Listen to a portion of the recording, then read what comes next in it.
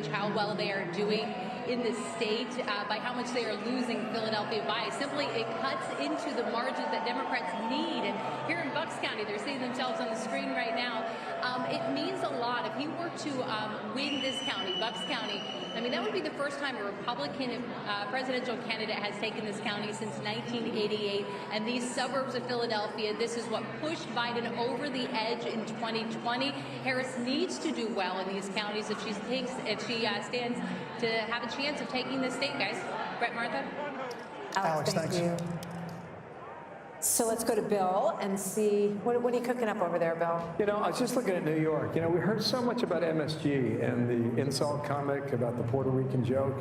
And, you know, Trump, you know, New York's his home, right? I'm now living in Florida, Mar-a-Lago, but just look at this. I'm going to go ahead and use the slide bar and just, okay, 8 years ago when he's running against Hillary Clinton, this is his margin in New York, all right? 37.5 compared to almost 59 for Hillary Clinton. And then against Joe Biden, it was what? It was, oh my gosh, it was 0.3 of a point, all right?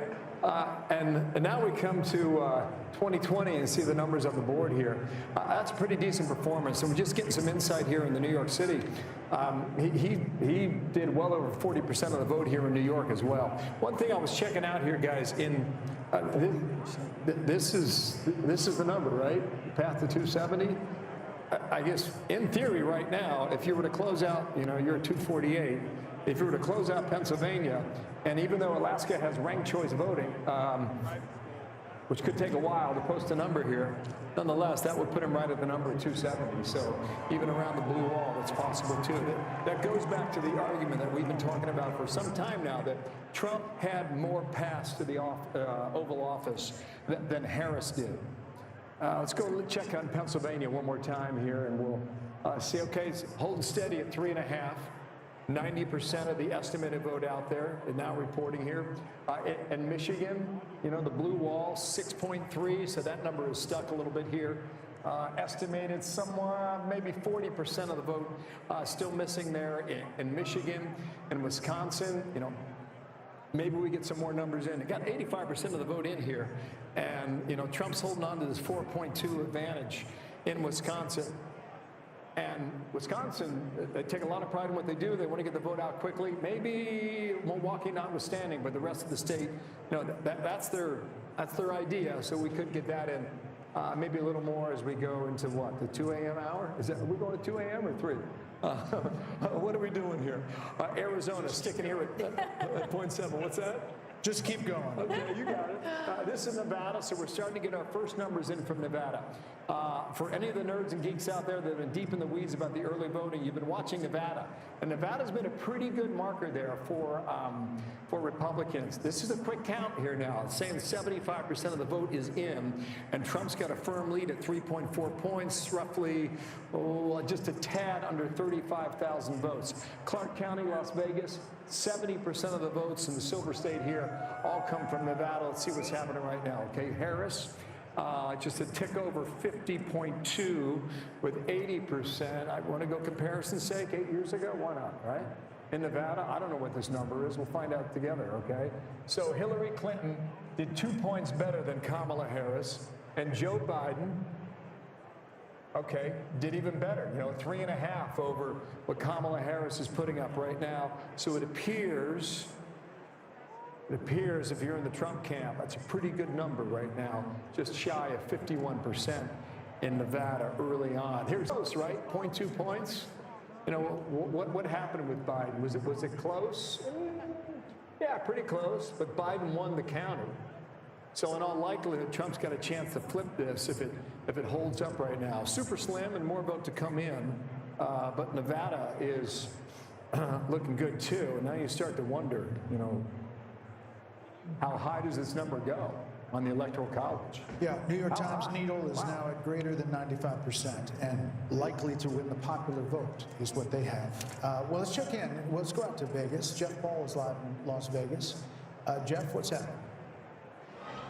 Well, a lot of excitement here and optimism at the Sam Brown watch party. He's, of course, the Republican candidate trying to unseat the Democratic incumbent Senator Jackie Rosen. And just a few moments ago, when Bill was talking about Nevada, you heard a lot of cheers here from the crowd at the Sam Brown watch party, just knowing some of those initial numbers. It took nearly 3 hours to finally get some of those numbers. We're hoping to get another batch in the coming hours, but Nevada has an interesting law where it's, you can vote right up until the 7 o'clock hour, and if you're in line, they'll let you vote, and in order to release those results, they wait until the very last person in line votes. That person, it took 2 hours and 48 minutes, so still a very long night ahead of us. But for the folks here at the Sam Brown Watch Party, a lot of optimism in the air.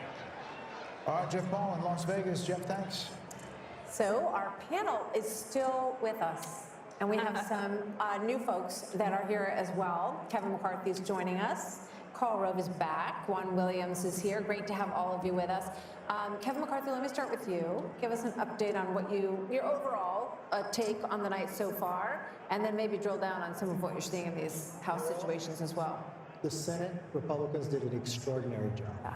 They surpassed all expectations. President Trump is on his way, and I think President Trump is going to help the Republicans hold the House, but it's going to be very narrow, maybe even narrower than we have. But you think they could do it? Maybe even narrower than you have now, you said. Yeah, it may be exactly the same or maybe smaller. Look at the 2 seats I said at the very beginning of the night. Watch Pennsylvania 7 and Pennsylvania 8. I think we're going to pick those both up. You said North Carolina 1. We're probably going to lose that by 1 point. She did an extraordinary job. Wow. Then you look at Maine. We're ahead there. But we have some incumbents that have fallen in New York. California's just in now, but don't read those numbers yet, because it's just the first part coming in. We're going to have to wait some time to see where we're there. Arizona, we've got a couple of incumbents in trouble. Bacon's coming back in Omaha, maybe there. If we hold the House, if this is a trifecta, the credit goes to President Trump. But it also fundamentally means something different. You could do reconciliation when it comes to tax reform. So you don't need 60 votes in the Senate. Having the Senate as large as he is, he's going to get the cabinet that he wants. The other thing that's going to happen is you're not going to have a Hakeem Jeffries that's going to try to impeach him every single week. So America's going to see ability to govern.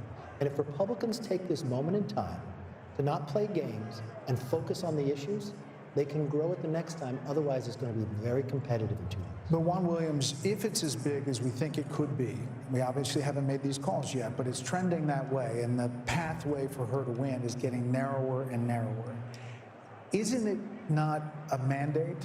And Hakeem Jeffries and the thought of impeaching with what we're seeing tonight seems like wouldn't be the right move.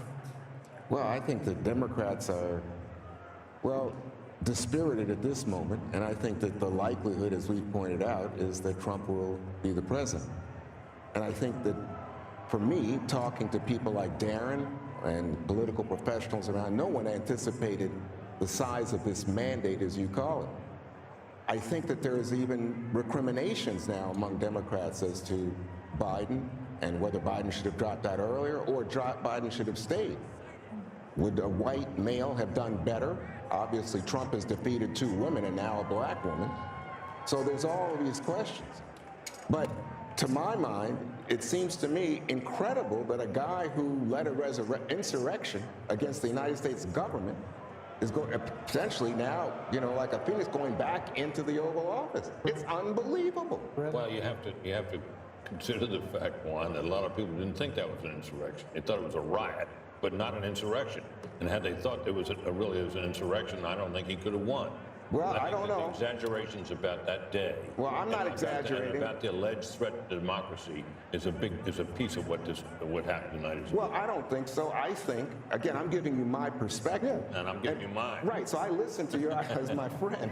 But I'm going to tell you what I saw was not only a right in terms of the violence, but a direct action intended to stop certification of a presidential election. Understood. And we've talked a lot about it. That's why I said that. And we've talked a lot about it. The campaign, clearly. I'm not trying to hype anything. The campaign ran a lot of ads about it, talked a lot about it, and more, half the country now, Juan is going to say, that is not what I care about. I care about my economy. I care about immigration. No, see, that's where we differ. I'm not sold on this idea that, it was the cost of eggs. I worry that it was, well, I'm not voting for this woman, or I'm not voting for this black I woman. don't know. That's not what we see in our data. Well, here's the thing. Where do you see that? Because a moment ago, Darren was out here and he said, in fact, not only did the bro strategy work, and the bro strategy largely worked along the lines of white men, but that the bro strategy also had some impact in terms of Latino and black men who came along and gave higher percentages. All right, Carl, weigh in. I just want to make one more point with one. I spoke to Jack Brewer this week, and here's what he said if Trump wins. He said he won because black men felt that Democrats and elites put immigrants before us. Your thoughts on that? I just think that that's possible. I don't know that for a fact. I think there are tensions between racial groups, and people might feel that. Obviously, you can exploit those tensions, and you can exacerbate them to the point where you can politically benefit from it. Do I think that's the reason he won? No. I think the reason he won is you look at that bro strategy and the white male turnout and white grievance politics that he has used to great success in this country. Carl. I think he's trailing him on trailing his prior 2020 numbers with whites. Well, you know what? I think that the bro Hispanics and black males. Yeah. Weigh in here. it's not sufficient to make up. It's not sufficient to have this kind of night. I just think it is extremely odd to suggest that black men are somehow prejudiced because they vote for a white candidate who says, I want to make certain that everybody has an opportunity to succeed in our great economy. I want you to be more prosperous, and I will do things that will make it possible for you to make a better life. That is an appeal to their best instincts. He did not go out and say, vote for me because I'm not a woman. Don't go vote for me because I'm a white man. That would not have attracted those votes. They got attracted to him because they thought he was a strong, effective leader, and they thought he would do something about the issues they cared the most about, which is an economy in which they think they get the short stick, inflation, which has decimated their purchasing power, and illegal immigration, which has affected their communities deeply. And to suggest that somehow black men are racist because they supported a white man is just too far, Juan. You're distorting my comments, but let me just say, I followed your comment. Carl, hold on. We're not saying most black men did not vote for Donald Trump. So I never said anything like that.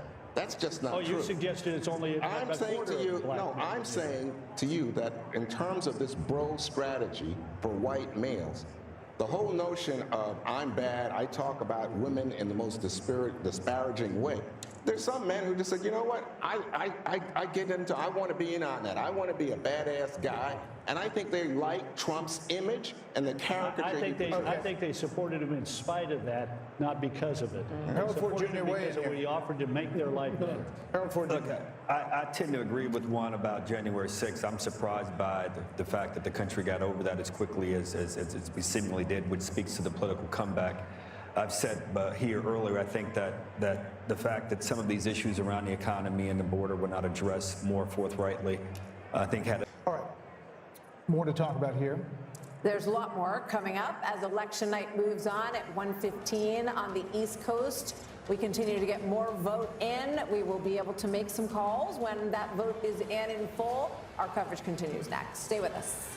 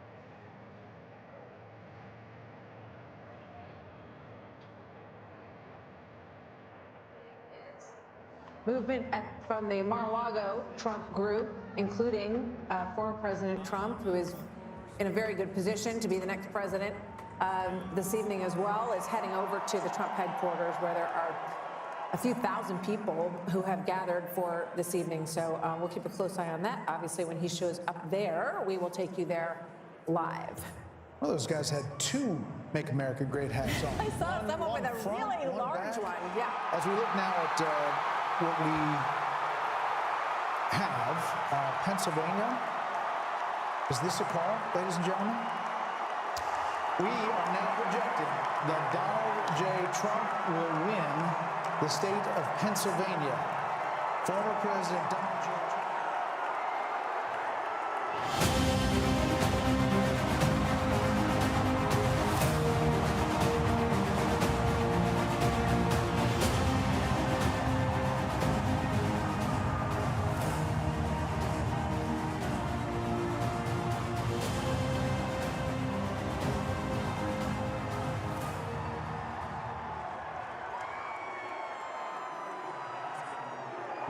Former President Trump will win the state of Pennsylvania, and we can make that call, the 19 electoral votes. That puts him at 267, now officially over the 270, but the path that it takes to get to 270, he is well on his way to becoming the 47th president of the United States in what is going to be the biggest political phoenix from the ashes story that we have ever seen. Ever. I mean, I'm going to say it's more than Grover Cleveland in 1892. Grover Cleveland was not the subject of a Russia investigation, 2 impeachments, 2 assassination attempts. Indictments. They have indictments, 91 indictments, convictions, and there is almost nothing that hasn't been thrown at this former president, and his tenacity in wanting to go back and run again, which he announced immediately after he lost in 2020. This is a huge historic moment in the United States of America, as the former President Trump is closing in with just a few electoral votes away now from clinching 270, as Pennsylvania is called for Donald Trump. We're looking live, 1:21 a.m. in the morning at Trump headquarters, and the cheers coming up. We're told the former president is there, as well as JD Vance, Senator JD Vance.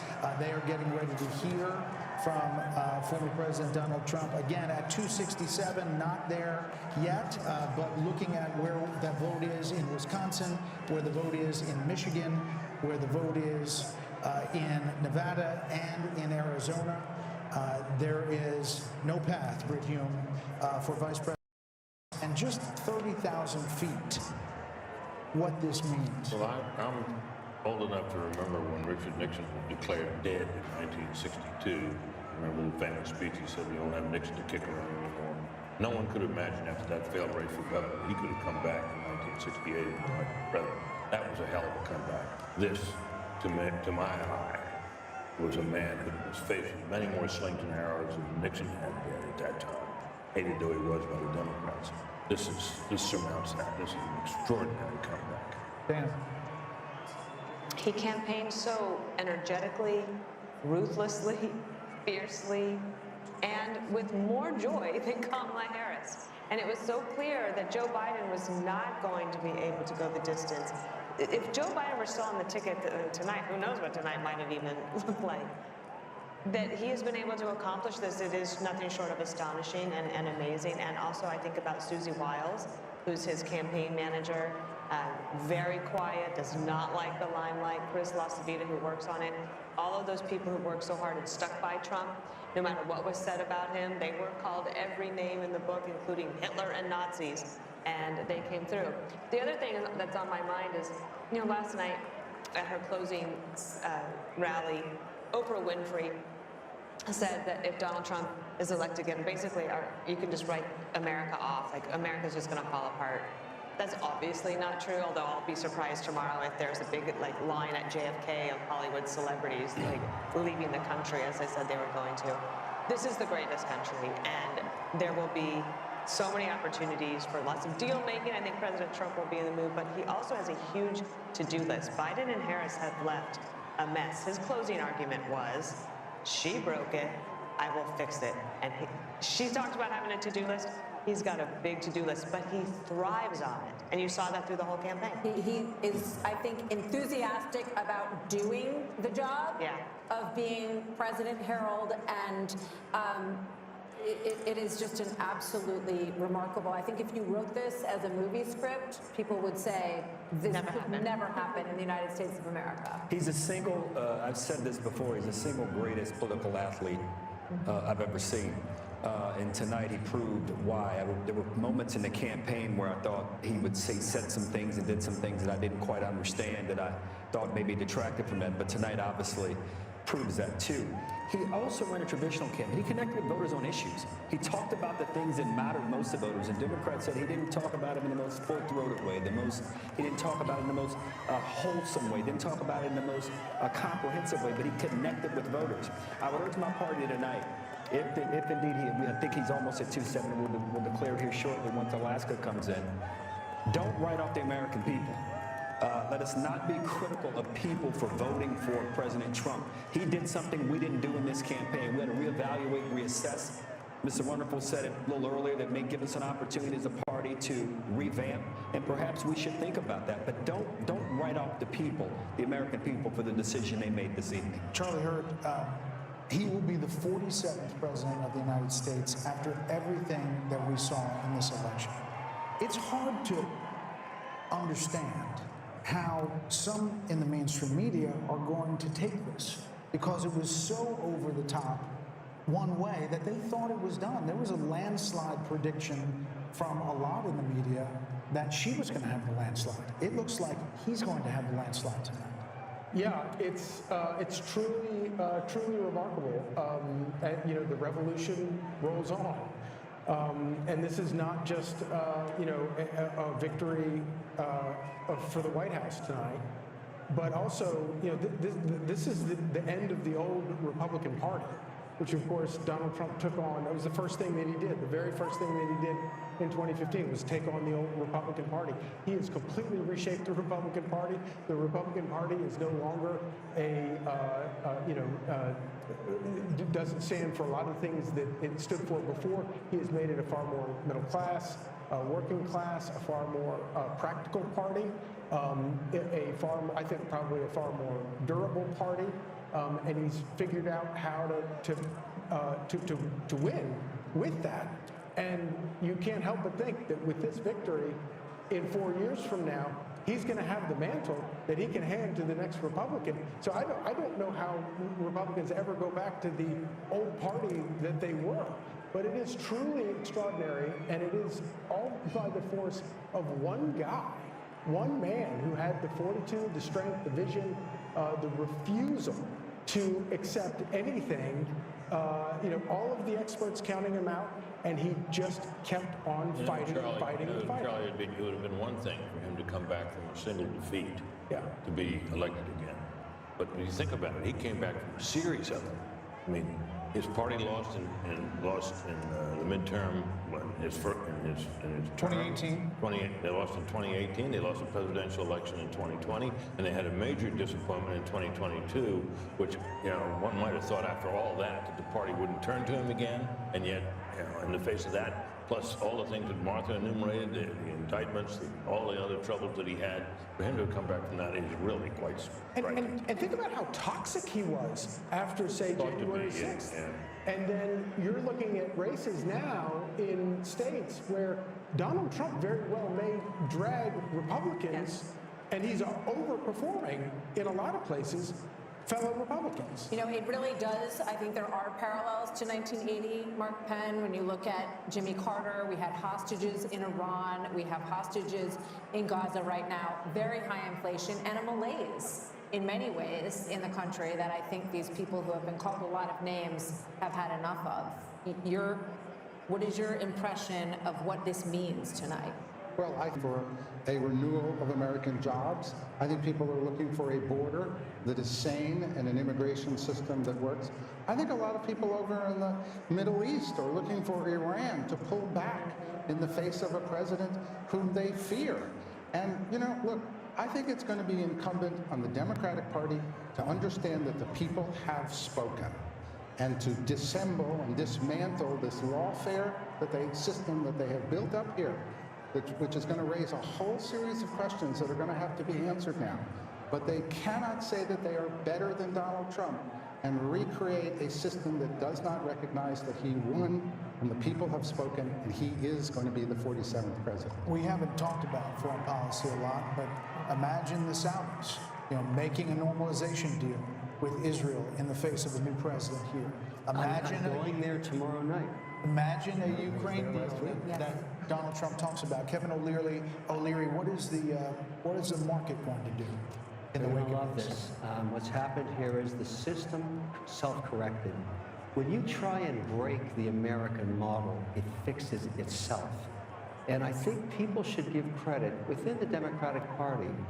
Donald Trump saved them tonight too, because they're going to have to take a spatula to these policies and bring it back to the center over the next 4 years, and in a way reset. And we talked about this earlier, but he saved entrepreneurship. He saved the entire model of the S&P 500, because taxing 20% higher was a really bad idea, and it self-corrected. Capital, and this is why I'm getting on a plane tomorrow night. I intentionally didn't leave till tomorrow night so I could go to Geneva, go to Abu Dhabi, go to Riyadh, and say it's 21% corporate taxes, 100% not going to change. That is very important for people like me that bring capital back to this country. It fixed itself. It fixed itself. And I think that's why America works. It has worked for 200 years. When it gets too crazy, it fixes itself. And whether you love Trump or you hate him, every Democrat owes him a thank you very much, Mr. President. By the way, as the markets, the poly market and all these election markets were moving, Bitcoin went up exponentially. Yes, I'm long Bitcoin. Are you? So you're buying later. You know, speaking of Bitcoin, I'm also struck by just calling Pennsylvania here, Dana. Trump embraced Elon Musk in an enormous way. A lot of stories were written that said that he was going to blow it in Pennsylvania, that the people who were working on his outreach teams didn't know what they were doing. He's going to And he got a lot of criticism. Remember the $1 million giveaway for registered voters? But for that. Selena Zito, who's somebody that we follow and we've had on the show many times, and she knows that area very well, she said the people of that region love somebody who is a big thinker, who wants to create jobs, who is like looking into the future, and they can get behind that. And they love somebody who can really lead. And leadership takes courage. And you have to be willing to make decisions where you are going to be criticized. I think this is one of the problems that Kamala Harris has always had. She doesn't want to take a position on anything. We haven't even talked about how in California, the law to basically make shoplifting illegal again passed overwhelmingly. And Gascon, our friend down, the DA in Los Angeles, lost by 22 votes. I mean, this is in California, so it was everywhere. And 2 days before, 22 points, thank you.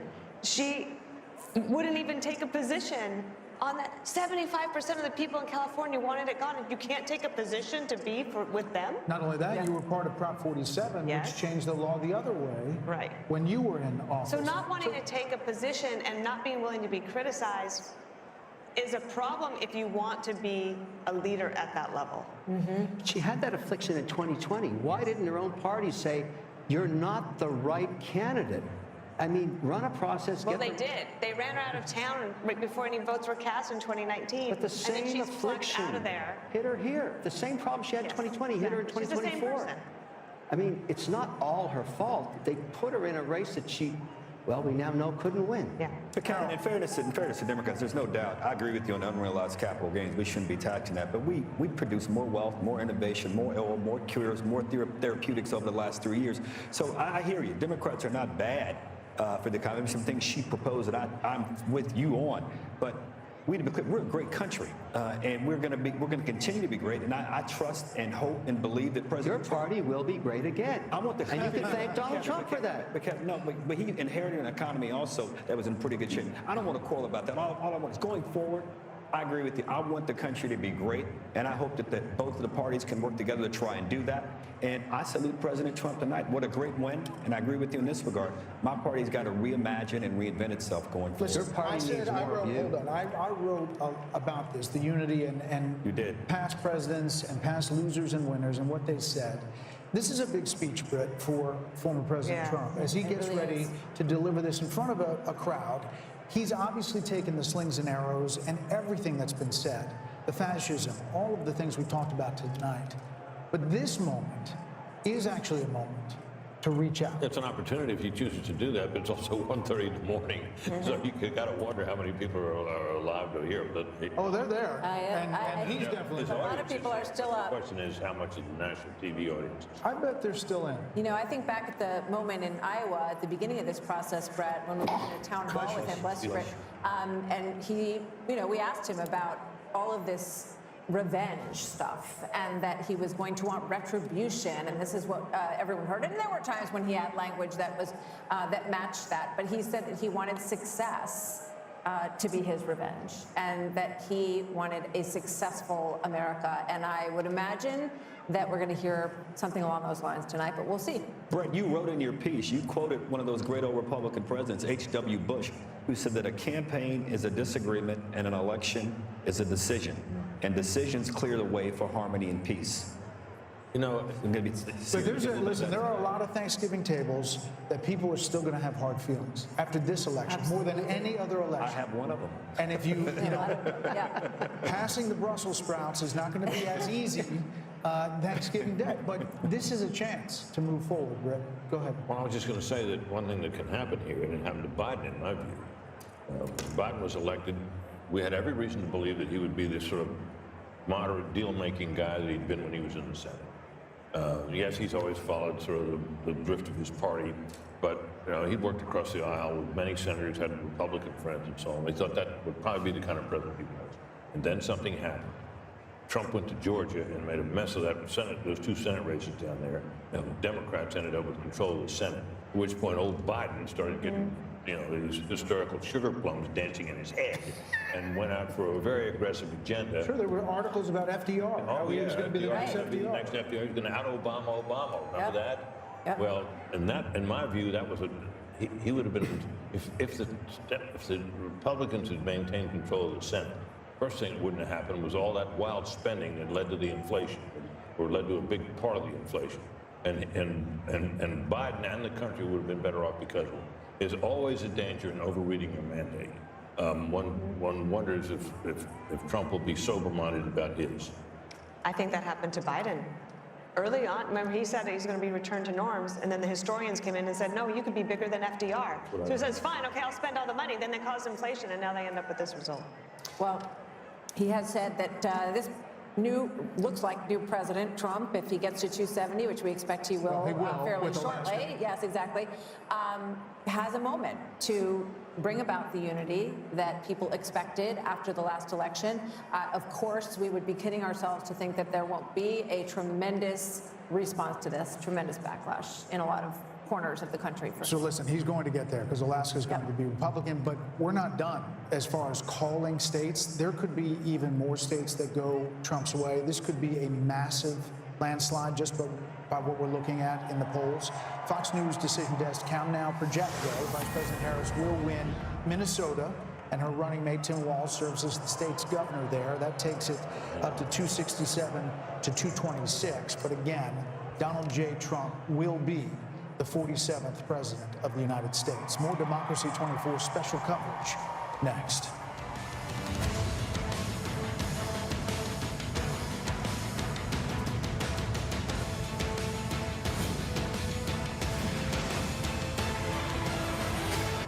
If you have generalized myasthenia gravis, picture what life could look like with Vyvgart Hytrulo, a subcutaneous injection that takes about 30 to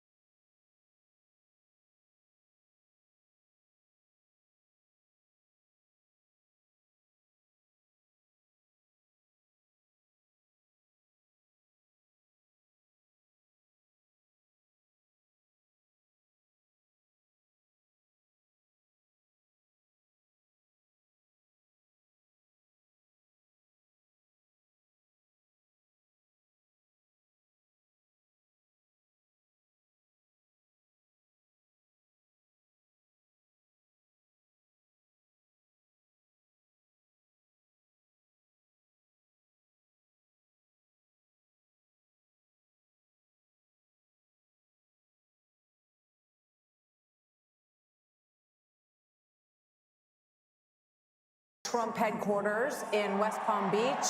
You see thousands of people waiting, and we are about to hear from the next president of the United States. He will be 45 and 47, and we're waiting for him to join the room. We'll take you there, obviously, as soon as that gets underway. In the meantime, Grady Trimble is in Michigan. Let's get a quick update just outside of Detroit. Hi, Grady. Hey, Martha. Yeah, people were getting a little bit tired here, but then the call for Pennsylvania was like a jolt of electricity through this room at the Michigan GOP watch party, and the crowd started chanting USA. They started chanting Trump, Trump, Trump, as it now appears he will be the 47th president of the United States. Now, in addition to Trump and the call for him in Pennsylvania, they're also excited about the possibility that Michigan could be the state that tips him over that magic 270 number. We're also following a very close Senate race here in Michigan, and they're feeling very confident about that as well. Republican candidate Mike Rogers looks like he could cruise to victory with the help of former President Trump.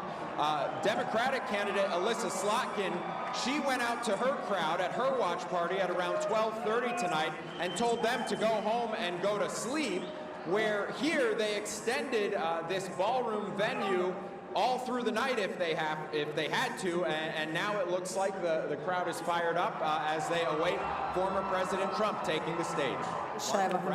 Okay, Grady, thank you. It is really important to point out how big the Coattails could be tonight. Think about Bernie Moreno in Ohio, was thought dead in the water against Sherrod Brown. He wins. We have right now at this hour, as Grady mentioned, Mike Rogers in Michigan is up. Looks like he is getting closer. We haven't made a call there yet.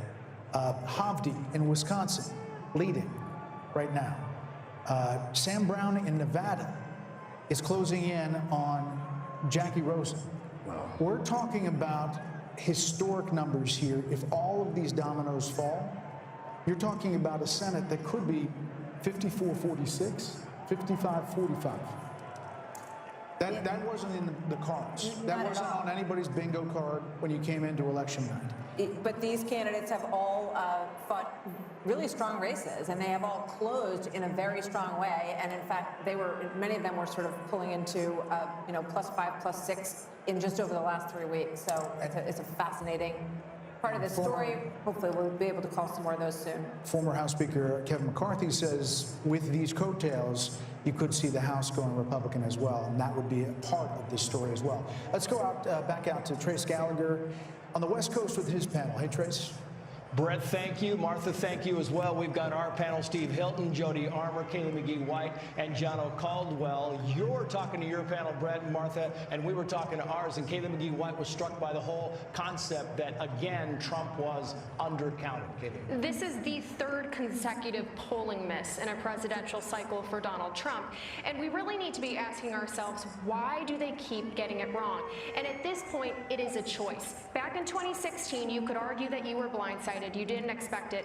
You cannot say that anymore. This was predictable from the very start. And I think the reason they keep getting it wrong is because they still don't understand the average Trump voter. They cannot wrap their heads around why so many people support him.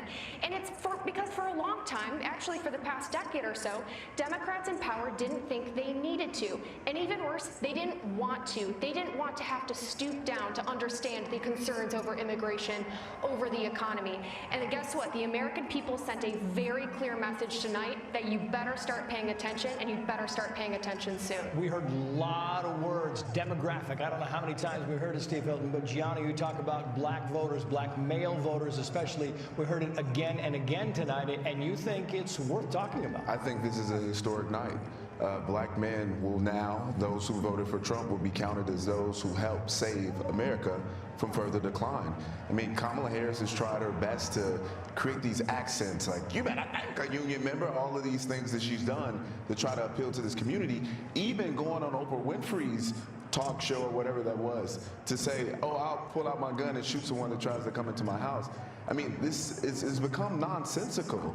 to the point that I don't know if we're looking at Medea runs for president or not. I mean, this is outstanding what has happened from the black male perspective, and I hope the Republican Party takes note. Yeah, and you talk about young males and younger voters, Jody Armour. You're a law professor at the University of Southern California.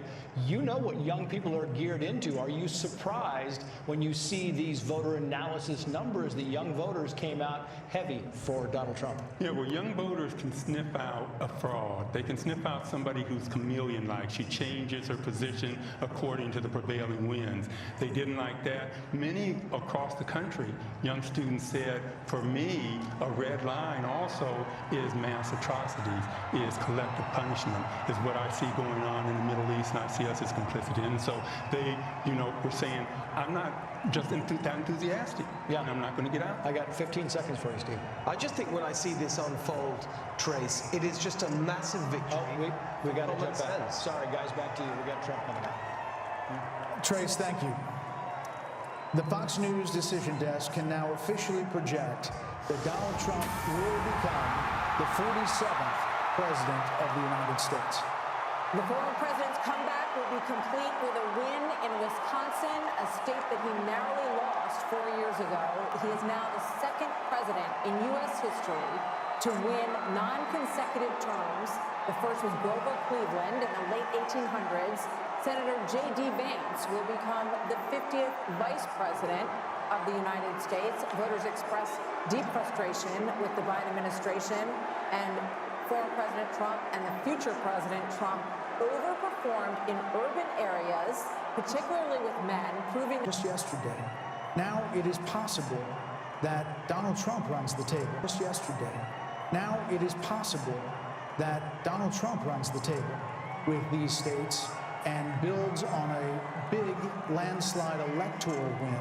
We don't know where the popular vote is going to finish out, but we do know that he will be going back to the White House, and with him, Brit Hume, will be a lot of changes because he will have been there once and will know what he wants to do. He often accounts for the fact that he had so much turnover in his first term, in his term as president, by the fact that he really know Washington, and he was new to the president by the fact that he really know Washington, and he was new to this realm that he had come to win the presidency, and he promises us that now he knows whom he wants to hire, now he knows the kind of people he wants to have around him.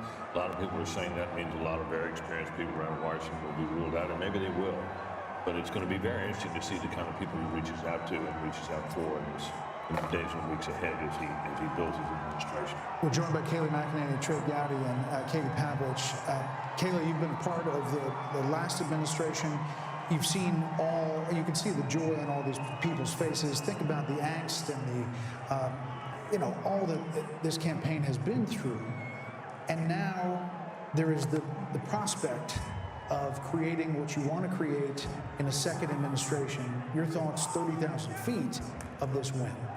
Indictments, 2 assassination attempts, an unlikely come-from-behind victory, and history is made tonight. This is a huge moment, particularly because this is a tectonic shift of the Republican Party. If all of this exit polling is true, you now have black voters, Latino voters, young voters coming in a way that we haven't seen the party bring in a very long time, and that's due to former president, now soon-to-be current President Trump.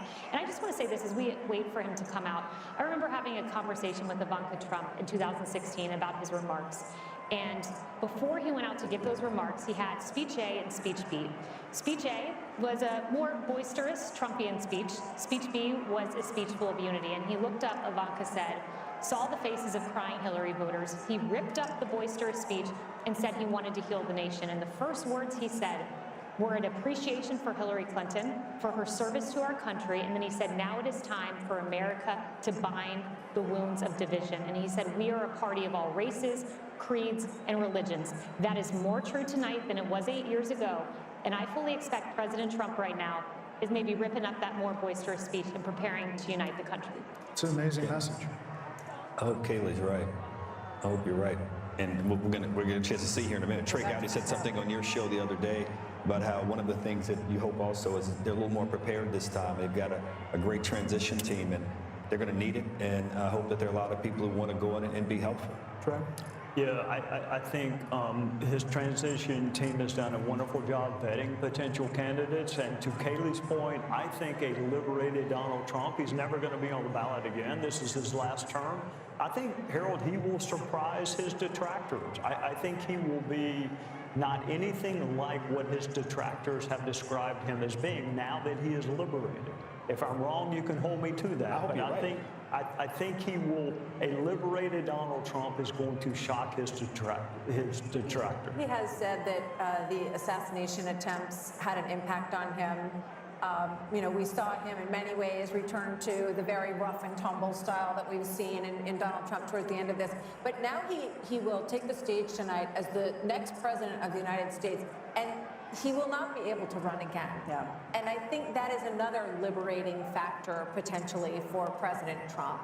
Katie. We'll never underestimate the power of unfinished business. This is a president who has caught lightning in a bottle twice, and the second time around, he now has a MAGA mandate. He will have a Senate that he can use to push through his cabinet appointees, who can work with him on legislation, who could potentially replace a number of justices on the Supreme Court. He could build a wall. He could build a wall. He has a working group in Washington, D.C. We'll see what happens with the House, but he also has been working very hard on his transition, get the right people around him. He talks about the lessons he's learned about the first time in the White House. So this is a mandate tonight for him, and I think he should get a lot of credit for doing the work on the ground, going to these states to pull these Senate candidates across the line with him.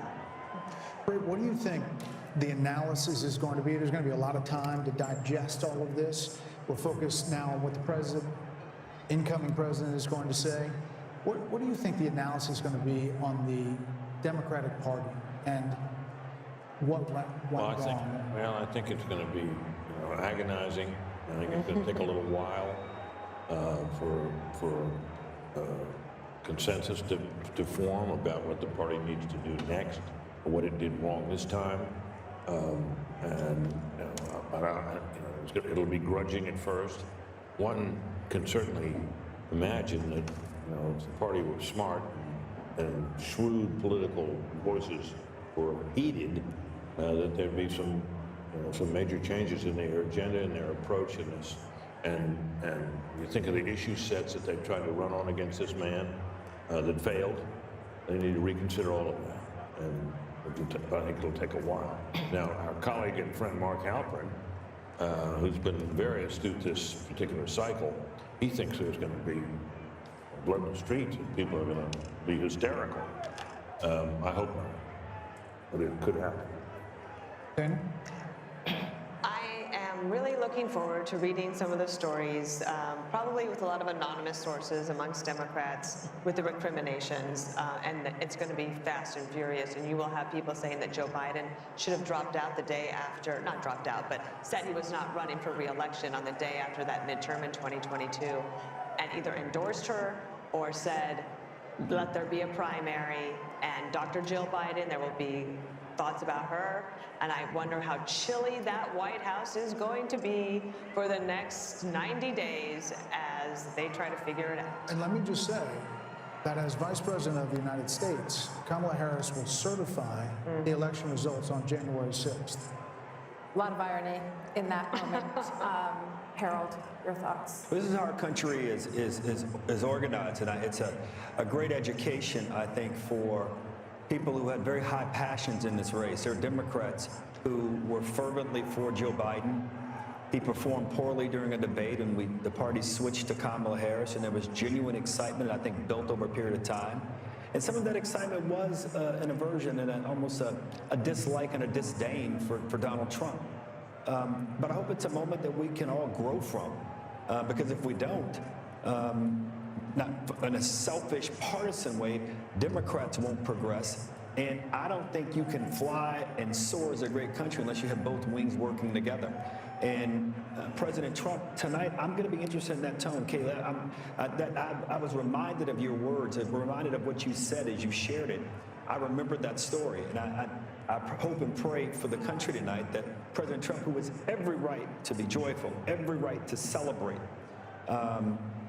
will give a speech with that tone tonight that in many ways could help him do all of the things that he campaigned on in this campaign. What does this mean? On them. Look, Donald Trump won this on policy and personality. I don't want to be remiss here. He is talking about energy independence, manufacturing, an economy where everybody is working, no new foreign wars, getting out of the entanglements we currently have, respecting and resourcing law enforcement, border patrol, military. And by the way, friends, we don't get those policies without that personality. What did we hear during the Republican primaries? I want Donald Trump's policies without his personality. Good luck with that. You don't get this strength and this resolve and this toughness. You don't get those policies without that. But I want to say this. It's on this phone that Huma Abedin placed a call 2:30 a.m.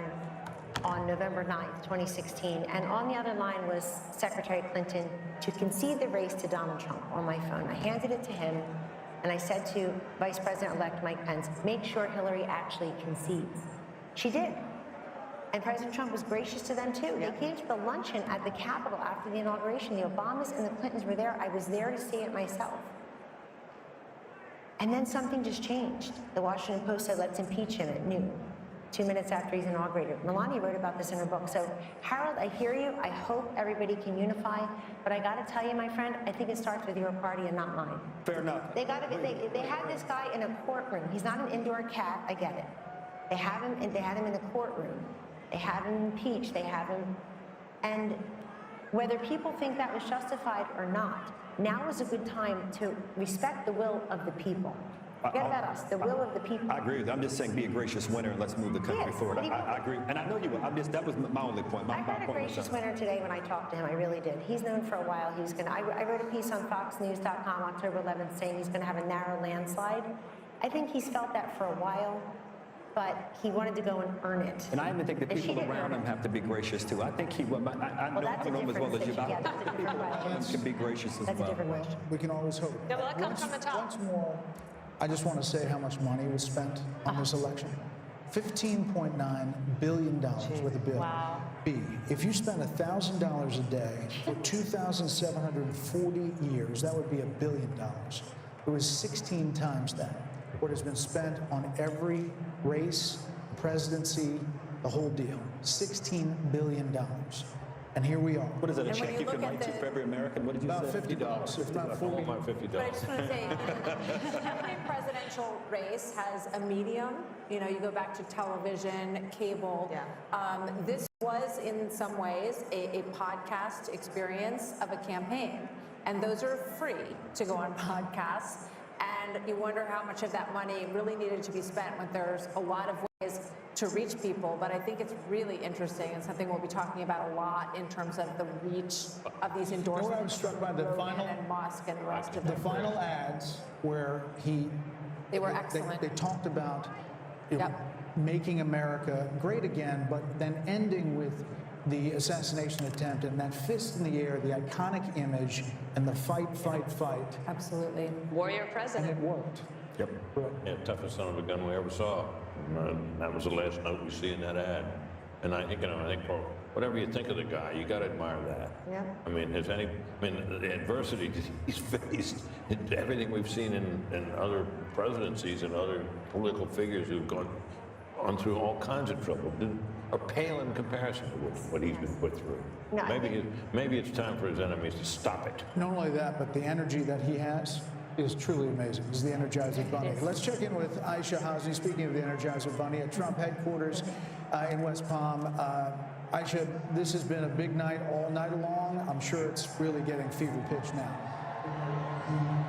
A big night, Brett and Martha, a long campaign for the former president, for all of us, the press corps that have been following him around now for more than a year. The crowd went absolutely nuts when Fox News called it here, and people were hugging each other, they were high-fiving each other, that people were on FaceTiming. I think they were just couldn't believe it that this happened tonight and they didn't have to wait days and days and days. We are now awaiting the former president to take the podium. He is here in the building, as is his running mate, now Vice President-elect JD Vance. They're backstage. We were told they were going to come out as soon as the election was called, and so now we're just waiting. We asked for a 2-minute warning. I don't know if we're going to get one, but hopefully we will see him soon. And so I just want to add a little bit of perspective, just as a Capitol Hill reporter that's been covering the former president for a while. when I came to Congress 3 years ago, talked privately with many powerful Republicans who did not want to see the former president back in Washington, and then to see the legal battles that he went through and Republicans having to stand up for him, and then he went through the primary process. As Kellyanne Conway just said, he earned it state by state by state, and then came back to Washington in the spring and went to the RNC and claimed the nomination. This is the greatest comeback that I've ever witnessed personally myself. And so I look forward to seeing what he says to the country here tonight and to his supporters. Back to you. Aisha, thank you. The Harris team is now texting to say Vice President Harris will speak tomorrow, and that will be her response to the election results. That's all we have from the Harris team, which is really strange. I mean, from a PR perspective, Dan? No, I also just think it's a shame, because I remember when John Kerry did this to George W. Bush in 2004, and you work so hard, and I know that they're disappointed, but you should concede and let your opponent have their election night, and let everybody that's there at Trump, at Mar-a-Lago, where are they? They're in Palm Beach. They're in West Palm, at the convention center. At the convention center, like, let them have their moment without anyone. Like, I remember Andy Card had to come in and say, well, yes, we know we won, but we have to wait until John Kerry concedes, and then we all had to traipse back in the next morning and wait, and you don't get that moment. I don't think it's right. And that's not to say there's not going to be a phone call. There could be a phone call tonight, but she's not going to speak public. If there's a phone call, they have to make it public. And then nobody needs to hear from her. So if I were her, I would do it tonight. I mean, they had that whole setup in front of Get it over with. Yes, all of her people were already there. Everybody was there, and it does feel like you want to just collect the moment and do it the way that But they used to. were holding out hope. They were holding out hope that the blue wall could somehow come together, but it's going to be a red wall. 90 minutes before that, they were told to go to bed. I got that text. 90 minutes before all of this, Jen O'Malley Dillon, the Harris campaign person, said, everyone can go to bed and come back tomorrow. So She didn't even address her own supporters. We want her to call President Trump. She didn't talk to the people who were assembled there for hours for her. It just seems very ungracious. By the way, it ended up being a very bad split screen. You probably couldn't see it in here, but they're filing out, and he's expanding his folks, and they're all excited for him. Look, I think that Kamala Harris is a sign of the times, but I think that Trump's a metaphor for the country. And when he says, we don't surrender, fight, fight, fight, we get back up, I just think I think that's who it is. The other thing I just want to say, maybe it's as a Catholic, maybe it's just as a Trump supporter, maybe it's just as a flawed human being. We all get second chances in this life. Rarely do we get a second chance as big as this one. And I have got to believe the man that I know and that Kayleigh worked with is going to work with a certain alacrity and energy to get things done very quickly. What he can do through executive order, what he could do with the Congress, bringing in the governors. Nobody gets a second chance this big in their lives and just puts it on the shelf like it's a trophy or a gold star. He's going to use that as a platform for good and undo some of these bad policies, and I think do even better. You know, these celebrities, these athletes, he's got job creators and innovators. He's got Elon Musk and Dana White. He's got people who make stuff, who people say, wow, there's an American success story, and he's going to bring them aboard. So Vice President Harris has now encountered what is known as the Van Buren curse. It's the failure of the Vice President to get to the presidency. Only two have done it, and that is Martin Van Buren in 1836 and George H.W. Bush in 1988. You know, the question is what the Republican Party looks like now. And Kayleigh, it's a multiracial party, to your point. It's working class, and maybe it's the future. I mean, it's Elon Musk. It is Joe Rogan and podcasts. It is, you know, there's an opportunity here on both parties to realign and change. There are going to be a lot of conversations that go on to that end. Who is the next standard bearer for President? Is it JD Vance? Is he the one who picks up the torch after a 4-year legacy-defining term with the success that Kellyanne's describing? Is it JD Vance that picks it up? There's going to be a conversation about ground game. I mean, Kamala Harris over the weekend, they were saying they were knocking 1,000 doors a minute, and I have no reason to doubt that. It was an extraordinary ground game, but do ground games matter? just podcasts as much as real, authentic, viral moments like President Trump on the garbage truck, or President Trump at McDonald's. These viral moments that really captured the attention of the nation. And what does the Republican Party look like going forward? It's a broad coalition. It's an exciting coalition, and I think if President Trump manifests that working man agenda, no tax on tips, no limit on credit card interest rate, that's a working man's economic agenda. And if he makes that happen in 4 years, this party may look like this for quite some time. I'm struck when you're talking about the authenticity part of this, because when I think about him with the French fries at McDonald's and standing up with blood on his face, fight, fight, fight. You can't fabricate. No, consultant can create those moments, Trey. Those are organic and they are authentic. And I think that is something that Kamala Harris felt really. Millionaire from New York would be able to connect with middle America. I wouldn't question that. To my friend, the gentleman from Tennessee, autopsies are painful, especially when the patient's still alive. I wonder what the Democrat Party is going to go through in the next weeks and months, because this was a loss that I don't think anyone saw coming, not to this magnitude. So what does the autopsy look like if you're a Democrat? It's painful, but you have to have one. How did you lose, and how did you lose this soundly? The easiest way to do it for them would be to simply say, if Joe Biden hadn't clung to the job, clung to the nomination, and hidden his condition with a lot of help, they could have had an open nominating process and gotten a more attractive nominee who would have been freer to walk away from Biden policies and would have had a better shot. I mean, I think that's the easiest, simplest solution. But I'm not sure that's where they'll go. But that makes sense. I don't think you can pass over an African-American female, which is a very loyal constituency for the Democrat Party. I don't see how they could have passed over. But if he left the office and she'd run, she would have been put through a different process and would have had competition, and the whole thing would have been different. But I mean, Harold, you have a Democratic Party that's pretty old. I mean, you have Nancy Pelosi and Chuck Schumer and Joe Biden. You got Andy Beshear, you got Josh Shapiro, you got Gretchen Whitmer. That's a different kind of Democrat, and that is not the progressive Democrat that wins in a primary. So is it going to be a change in your party? Well, we nominated a Bill Clinton and a Barack Obama who were not from the old days party. So I think we'll do that. Look, tonight, what happened this evening and what's happened over the last year has been described. There were those on this panel who didn't believe that this resurrection could have occurred. So if this can happen, things are possible in politics if you're willing to change and willing to have courage and determination. And whatever Democrats or anybody want to say about this guy who's been elected our president, he personifies that courage and determination and persistence. So I think, Trey, you were asking a serious question, and Britt gave a very serious answer. I think that's going to be part of the answer. And we've got to look long and hard about whether or not the way we campaign sometimes with identity politics, then at the end, is that the right way to do it? But before you get there, you got to get a purpose and a message. And we'll get there. And we've got a long history of figuring these things out as a nation, as a party, and we'll figure it out this time. So the carnage speech got a lot of attention at the inauguration. Do we think that this speech, I was going way back. we're actually told that the teleprompters have been removed from the stage, so we could be in for a long haul here. We don't know.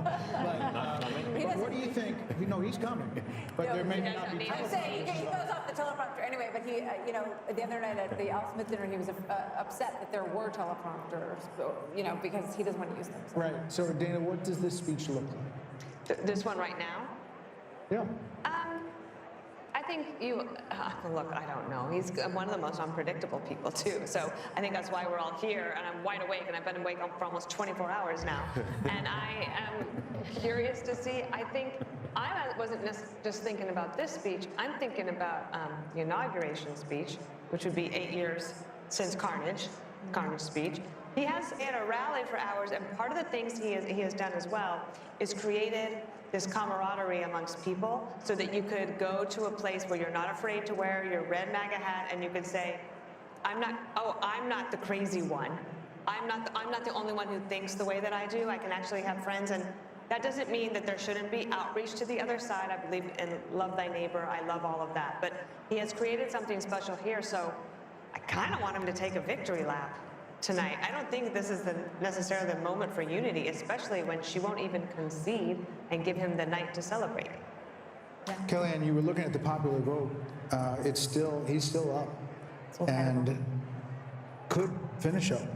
And part of it is because he did run up the totals in places I was looking at, even the rural counties in Pennsylvania, 1 million votes or so. Haley, right, your home state. And this is, look, I think that when the Democrats take a look at this candidacy, it's not going to be that she had too much time, not enough time. She's just a flawed candidate. She doesn't speak well. She doesn't work hard. I'm not being mean or partisan. I don't know why the country would have rewarded this candidate with the big job when she couldn't make the case what she does as vice president that affects our lives in a positive way. She was given that opportunity. I personally like to thank the women of The View tonight for asking this question, for having her on. Oprah, we see you, and so on and so forth. People who thought they were doing her a favor because they made her something she's not. It's the opposite for Trump. They make him something he's not. Take that one word, take that one line, take that cherry pick this, that, the other. You never get the essence. I go back, does everybody remember 5 years ago, so Laurel and Yanny, or what color dress? You hear Laurel, I hear Yanny. You see the blue dress, I see yellow dress. We were all looking at the same thing. That's the way Donald Trump is in this country. There are people who look exactly the same person, and they see two different vistas. I think it's time that we try to see one. Look, I don't know who said it earlier. I'm a little worried about the reaction of the Democrats and the Kamala people here. I'm very worried. I think that there are a lot of unhinged people across the political spectrum, and we gave very little quarter to how many anti-Kamala voters are out there. I don't want to hear the words racism and sexism. It's eyesight and hearing. We were listening and watching her, and I'm very worried that we've not talked a lot about how violent people. A week or so ago, they were saying, what is wrong with someone who would vote for him? Michelle Obama. And Joe Scarborough saying, we weren't raised like this. Who raised these people? So I can only imagine what tomorrow is going to look like. I will say when we talk about The View, what comes to mind is we mentioned the carnage speech that President Trump gave at his inauguration, and my mind automatically went to the unity speech that Biden gave, and he mentioned when you think about what we got over 4 years, there was the garbage comment that didn't come in isolation. There were all kinds of comments. Neanderthal was one of the first words he used to describe those who opposed his COVID edicts. The Mark Cuban comment, he was an official surrogate of the Kamala campaign. And for, as mean as some of President Donald Trump's tweets have been and people have problems with it, one thing I've challenged Democrats to find is one example of him disparaging the country, half of the country, and that's something he has not done. And so I expect you'll hear a unifying tone, and I expect you're going to see a very successful presidency. And he'll pardon Donald Trump. He'll also pardon his son. And then he'll put pressure on he'll pardon Donald Trump. He'll also pardon his son. And then he'll put pressure on Georgia and New York to end this lawfare. If there is any silver lining tonight, it is that lawfare actually helps the person that you are trying to go after. We need a justice system. The lady needs to wear a blindfold for a reason. We got to stop this prosecution of our political enemies. I mean, literally, his polls will be the Attorney General. Absolutely. We need a really solid Attorney General. John Ratcliffe. Can do it. Sorry, John. John, I apologize. Sorry. There will be a lot of talk about cabinet members, Treasury Secretary, Secretary of State, Secretary of Defense. You've got Tom Cotton, Mike Pompeo. You have. Well, you also have a Republican bench. And sometimes, like you were saying, that the Democratic Party is quite old right now. There's not a great bench, although there are some, and especially, but when you take governors out of states, then you leave a hole, and then you have to build up that bench back up. But the Republican bench is pretty strong right now. There you see Doug Burgum and Vivek Ramaswamy, Steve Wynn, his lovely wife Andrea.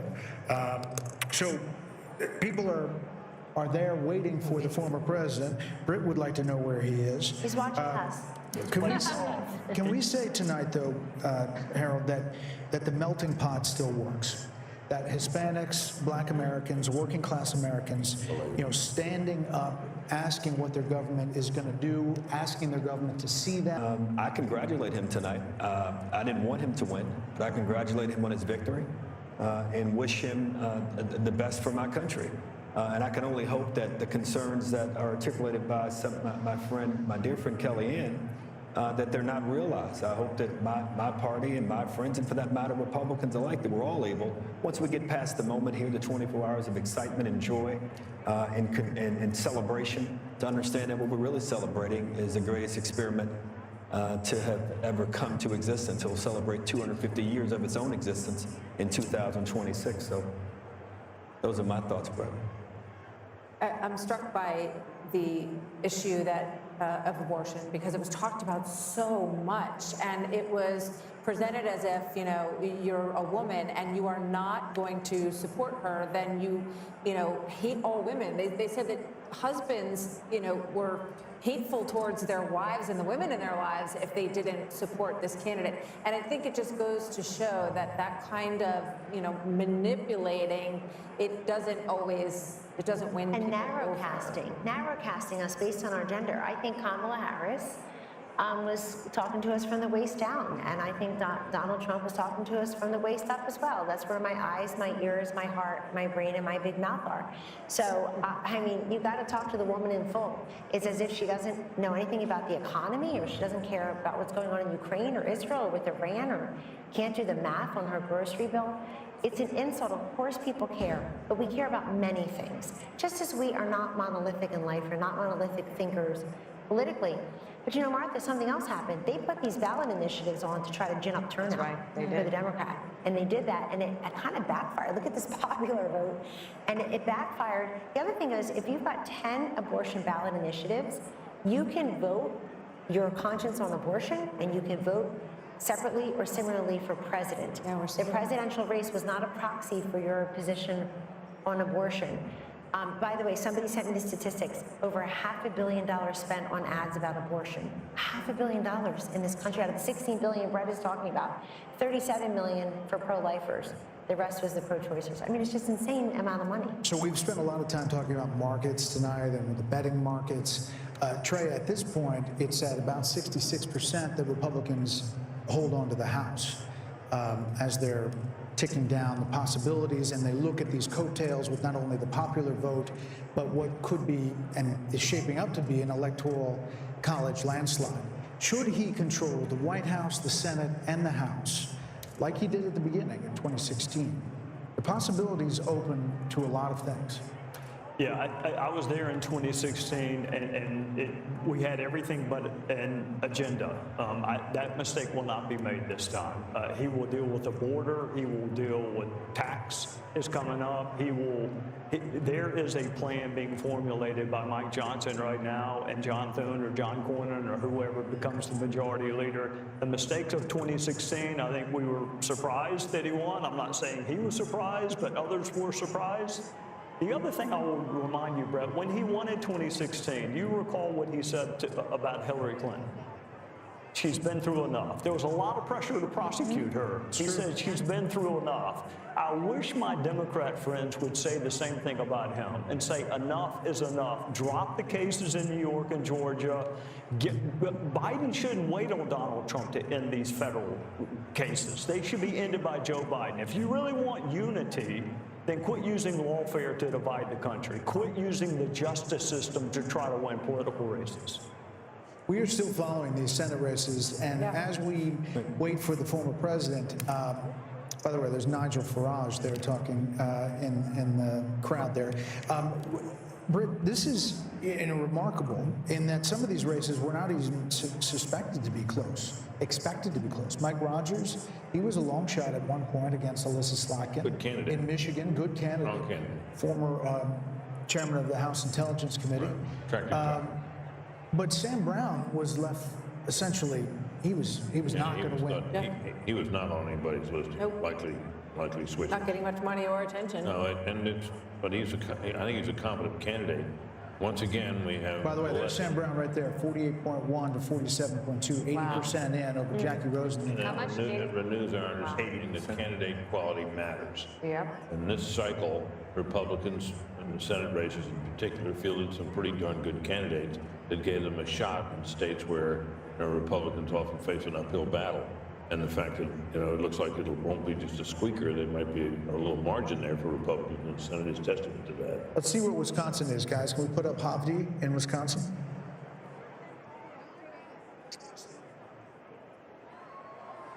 Ladies and gentlemen, please welcome President-elect Donald J. Trump, First Lady Melania Trump, and the Trump family, accompanied by Vice President-elect JD Vance, Second Lady Usha Vance, along with friends and campaign staff. Thank you very much. Wow.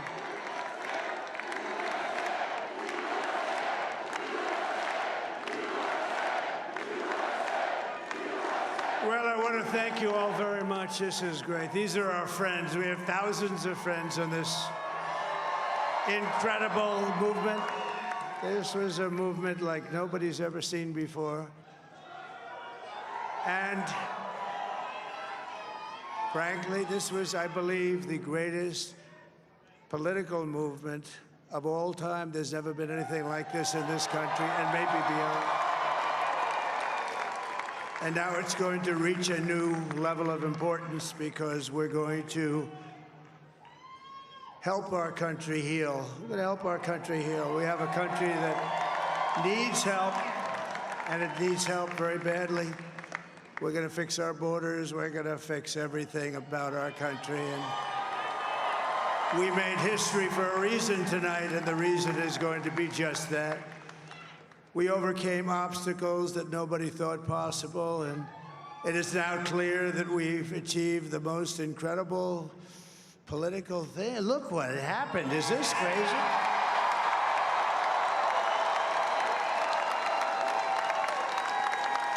But it's a political victory that our country has never seen before, nothing like this. I want to thank the American people for the extraordinary honor of being elected your 47th president and your 45th president. And every citizen, I will fight for you, for your family, and your future. Every single day, I will be fighting for you, and with every breath in my body, I will not rest until we have delivered the strong, safe, and prosperous America that our children deserve and that you deserve. This will truly be the golden age of America. That's what we have to have. This is a magnificent victory for the American people that will allow us to make America great again. And in addition to having won the battleground states of North Carolina, I love these places, Georgia, Pennsylvania, and Wisconsin, we are now winning in Michigan, Arizona, Nevada, and Alaska, which would result in us carrying at least 315 electoral votes,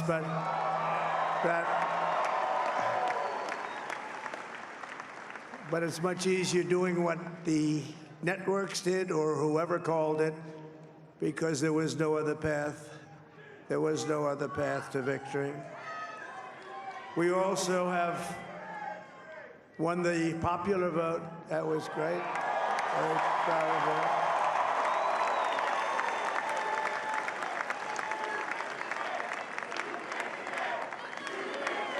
Thank you.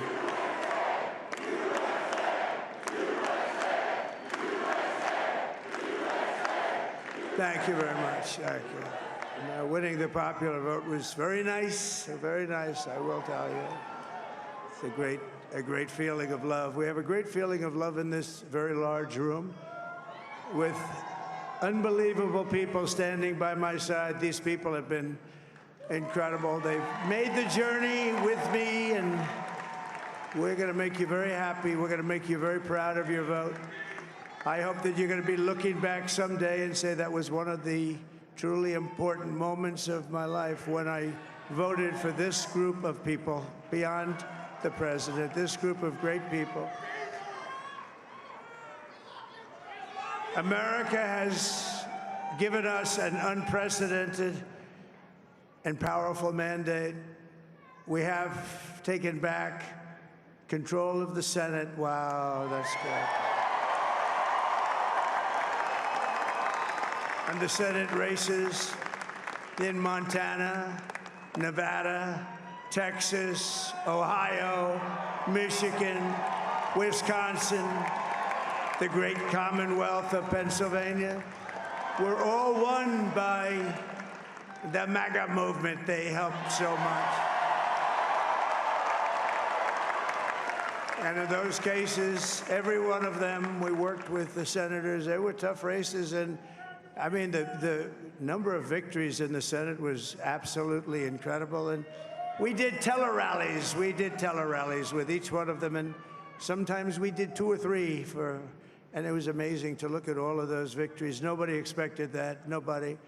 So I just wanted to thank you very much for that. And you have some great senators and some great new senators. And it also looks like we'll be keeping control of the House of Representatives.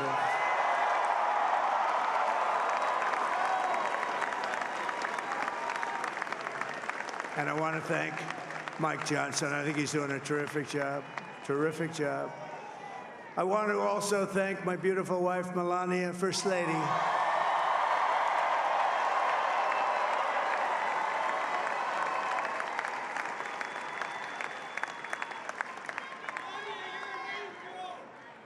Who has the #1 best-selling book in the country. Can you believe that?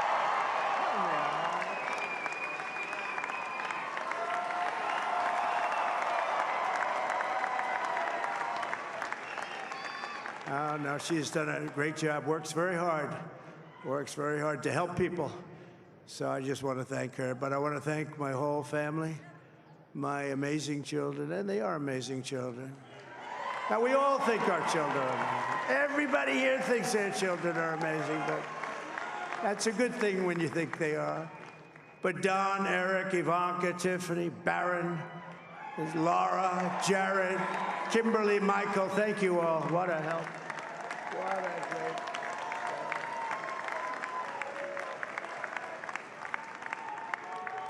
My father-in-law, Victor, is tremendous, and we miss very much Melania's mother, Amalia. We miss Amalia, don't we, huh? She would be very happy right now, standing on this stage. She'd be so proud. She was a great woman, that one. Beautiful inside and out. She was a great woman. I want to be the first to congratulate our great, now I can say, Vice President-elect of the United States, JD Vance.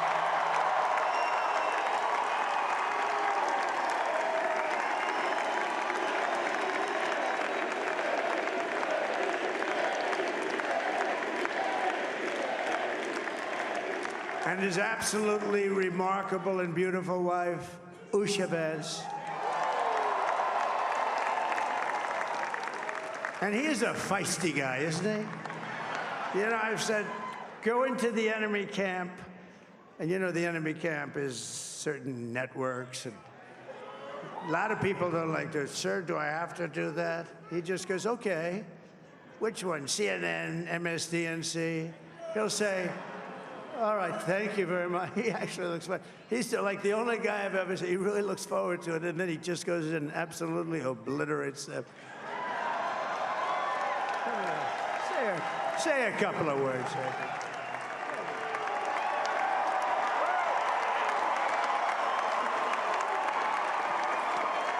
Wow.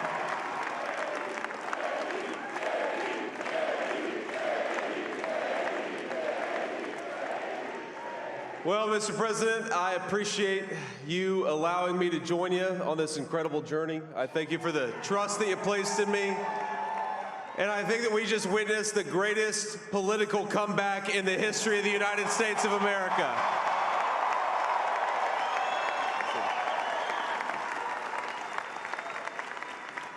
And under President Trump's leadership, for your dreams, for the future of your children, and after the greatest political comeback in American history, we're going to lead the greatest economic comeback in American history under Donald Trump's leadership.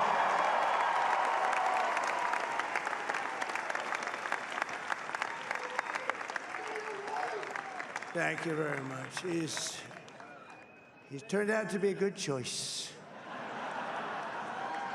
I took a little heat at the beginning, but he was, I knew the brain was a good one, about as good as it gets. And we love the family, and we're going to have a great 4 years, and we're going to turn our country around, make it something very special. It lost that little thing called special. We have to make it so. We're going to make this so great. It's the greatest country, and potentially the greatest country in the world by far. And right now, we're going to just work very hard to get all of that back. We're going to make it the best it's ever been. We can do that. If we had to wait longer, I don't know. It was going bad, and it was going bad fast. We're going to have to seal up those borders, and we're going to have to let people come into our country. We want people to come back in, but we have to let them come back in, but they have to come in legally. They have to come in legally. Let me also express my tremendous appreciation for Susie and Chris, the job you did. Susie, come here. Come here, Susie. Chris, come here, Chris. Susie likes to stay sort of in the back, let me tell you. The Ice Maiden, we call her the Ice Maiden. Come here, Chris. Come here, Chris. Susie likes to stay in the background. She's not in the background. Come here, Susie. This wasn't expected, but I just want to thank, obviously, President Trump for this journey. It was a great one, and he's a hell of a candidate, and he's going to be a hell of a great 47th president. And this team that we had, the best team, and, of course, even my boss, Susie Wiles, the best. Thank you. Thank you, and thank you, Susie. Look at her, she's shy. I've never seen her be shy before. Susie. They're great. Everybody up here is great. Everybody up here is very special. But the Trump, who did you say? Oh, let me tell you, we have a new star. A star is born, Elon. Now he is. Now he's an amazing guy. We were sitting together tonight. You know, he spent 2 weeks in Philadelphia and different parts of Pennsylvania, campaigning. You know, he sent the rocket up 2 weeks ago, and I saw that rocket, and I saw it coming down. I saw it. When it left, it was beautiful, shiny white. When it came down, it didn't look so pretty. It was going 10,000 miles an hour, and it was burning like hell. I said, what happened to your paint job? He said, we've never made a paint that could withstand that kind of heat. And but I saw it come down and turn around. And it was, you know, it's like 22 stories tall, by the way. It looks a little smaller than that, but it's big. And it came down, and you saw all that fire burning. And I'm saying, only Elon can do this. It must be an Elon. And I tell the story. I told it last night. I had a man on the phone. I had the screen muted, no sound. I was talking to a very important man, happens to be here. And that very important guy, one of the most important people in, I would say, the country, actually. But, you know, I was president, and now it looks like I was going to be maybe president again, so I figured I could ask him to hold. So I asked him to hold. And especially because you're going to be president again, they hold. So I took the phone down, and I'm looking at the screen. I'm seeing this crazy thing that's going around and coming down. It looks like it's going to crash into the gantry. And I said, oh, no. And I said, do me a favor, do you mind holding for a couple of minutes? I want to see this. I thought it was a space-age movie or something. I put the phone down. Bad part, I didn't pick it up for 45 minutes, and he was holding. But this spaceship came down, and I saw those engines firing, and it looked like it was over. It was going to smash. And then I saw the fire pour out from the left side, and I put it straight. and it came down so gently, and then it wrapped those arms around it, and it held it, and just like you hold your baby at night, your little baby. And it was a beautiful thing to see, and I called Elon. I said, Elon, was that you? He said, yes, it was. I said, who else can do that? Can Russia do it? No. Can China do it? No. Can the United States do it other than you? No. Nobody can do that. I said, that's why I love you, Elon. That's great. And you know, when we had the tragic Hurricane Helene, and it hit North Carolina, they were really devastated, the water. This was a big water, as big as we've ever seen, water hurricane. It built lakes out of nothing. Fields became lakes, and the danger was unbelievable. And the people from North Carolina came to me and they said, would it be possible, at all possible, for you to speak to Elon Musk? We need Starlink. I said, what's Starlink? It's a form of communication. So I called Elon, and I'll tell you what, he had, and it was very dangerous. People would die. They had no communication. All the wires were down. I called Elon Musk. I said, Elon, you have something called Starlink. Is that right? Yes, I do. What the hell is it? He said, it's a communication system that's very good. I said, Elon, they need it really, really badly in North Carolina. Can you get it? He had that there so fast. It was incredible. So, and it was great. It saved a lot of lives. He saved a lot of lives. But he's a character. He's a special guy. He's a super genius. We have to protect our geniuses. We don't have that many of them. We have to protect our super geniuses. I want to thank some of the guys. You know, we have up here today the U.S. Open champion. He's a fantastic golfer. He's slightly longer than me. It's a ball a little bit longer than me. Just a little bit. Bryson DeChambeau is up here someplace. What happened to Bryson? Where is he? Bryson. Oh, he was shot. He's hitting balls. Oh, he's on the way. He's hitting balls. Bryson. Oh, look at him.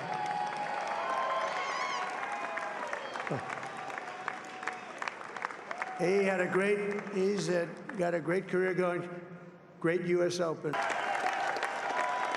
He's a tough guy.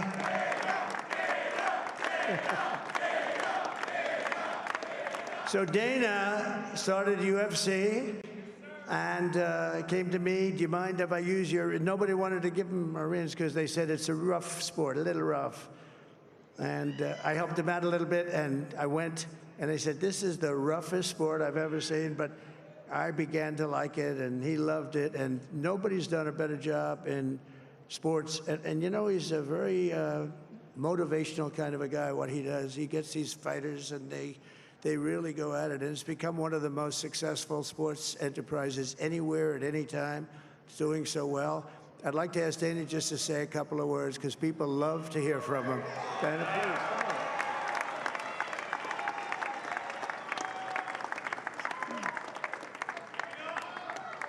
please. Nobody deserves this more than him, and nobody deserves this more than his family does. This is what happens when the machine comes after you. What you've seen over the last several years, this is what it looks like. Couldn't stop him. He keeps going forward. He doesn't quit. He's the most resilient, hard-working man I've ever met in my life. His family are incredible people. This is karma, ladies and gentlemen. He deserves this. They deserve it as a family. I want to thank some people real quick. I want to thank the Nelk boys, Aiden Ross, Theo Vaughn, Bussin' with the Boys, and last but not least, the mighty and powerful Joe Rogan. And thank you, America. Thank you. Have a good night.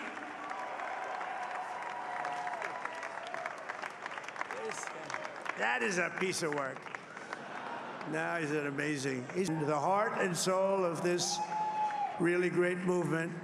We've been through so much together, and today you showed up in record numbers to deliver a victory like really, I probably like no other. This was something special, and we're gonna pay you back. We're gonna do the best job. We're gonna turn it around. It's got to be turned around. It's got to be turned around fast, and we're gonna turn it around. We're gonna do it in every way, with so many ways, but we're gonna do it in every way. This will forever be remembered as the day the American people regained control of their country.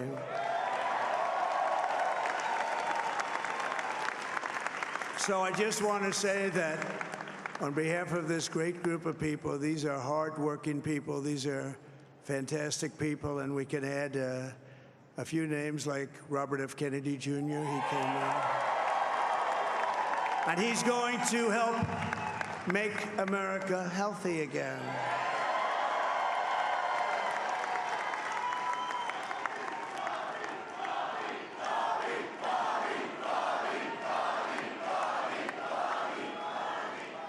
And now he's a great guy, and he really means it to it.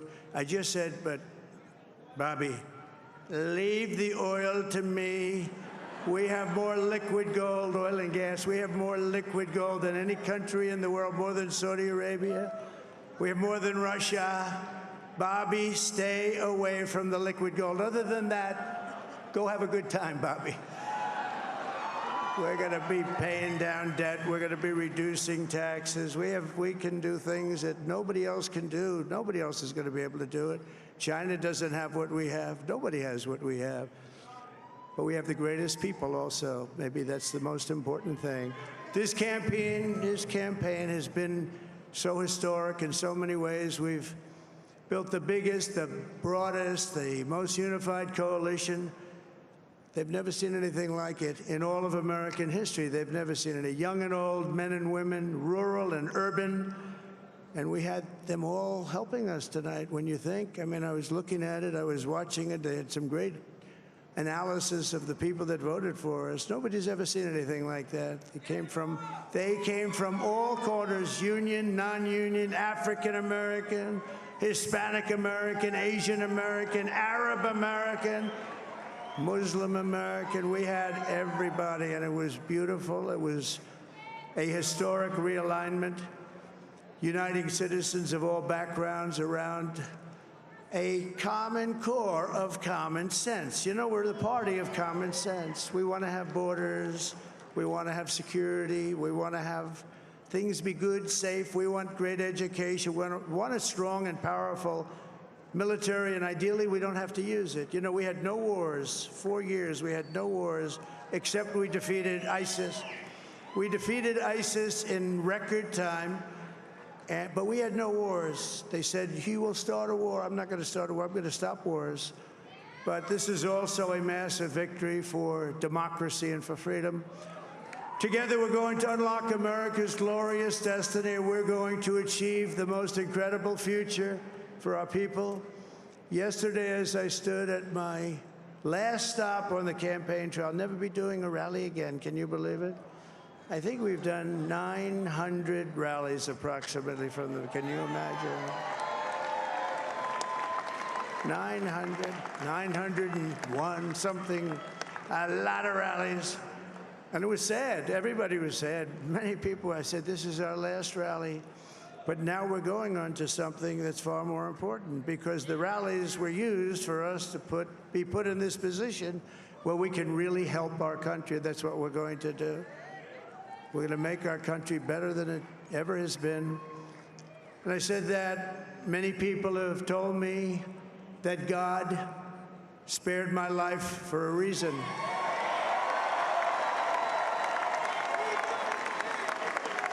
And that reason was to save our country and to restore America to greatness.